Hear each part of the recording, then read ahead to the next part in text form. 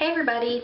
Yes, I'm wearing the same makeup and hair and shirt that I did just now for the Wet n Wild review, but I just wanted to let you know that while I was at Kmart and I was buying the Wet n Wild, I also picked up this Maybelline Instant Age Rewind Eraser foundation, and it's got this little funny tip here, and you turn this and the product comes out the top.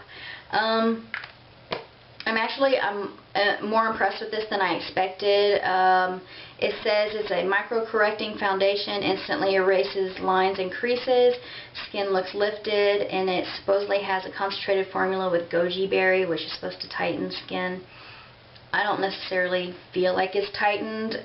It may be something that requires usage over time before you feel that.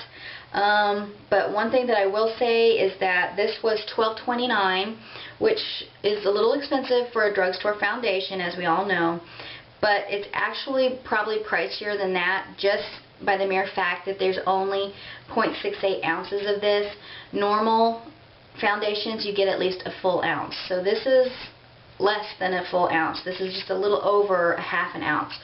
So just be warned that you may think that, oh, well, this is less than some of the Revlon foundations, but you're getting half as much. So just be forewarned of that. I am wearing that foundation right now. The applicator is certainly not one for final application. It's just to kind of get it on your face. Then you need to be prepared to get in there with either your fingers or a brush to really smooth it out and buff it into your skin. It blends really nicely. It actually has a decent amount of coverage. I would say it is a medium to a light type full coverage.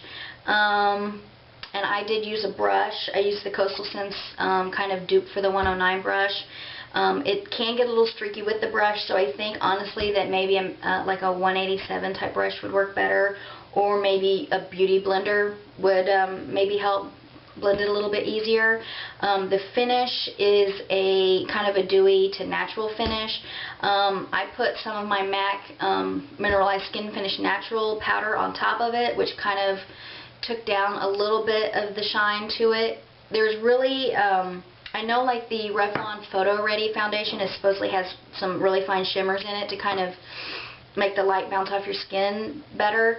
This, I don't see any noticeable shimmer in it at all, but I'm very impressed with the coverage and the way that it looks on camera. So way to go, Maybelline. I'm really impressed so far. I've only been wearing this maybe 2 hours, and it seems to be holding up pretty well. I'll let you know in future videos how it wears over a longer period of time, but initial thoughts, I'm pleased with it. I like it. I think that this would be a good everyday foundation. And the color that I'm wearing is Nude. And another thing that I did like that is unusual for a drugstore foundation is they actually had samples. And I don't know if it's just the type of display that the retailer orders for their products, but the display that they had at Kmart, they had these little teeny vials of the different shades, and that had the lid that had the little spatula that you could test and try out your color, which is a good thing because I tried the shade above this and below this one that I got, and had I gone in either direction and didn't get this one, it would have been way wrong. So I'm really glad that they did have those testers, because I would have really been honked off if I got the wrong shade. They also had the Instant Age Rewind primer, which has a similar type applicator, and they had a sample of it. I did try it, and it feels almost identical to the Smashbox Photo Finish. So for those of you that are running low on your photo finish, or can't afford photo finish, or have access to it, I would try, the Maybelline Instant Age Rewind primer, because it, like I said, it feels a lot like the photo finish from Smashbox.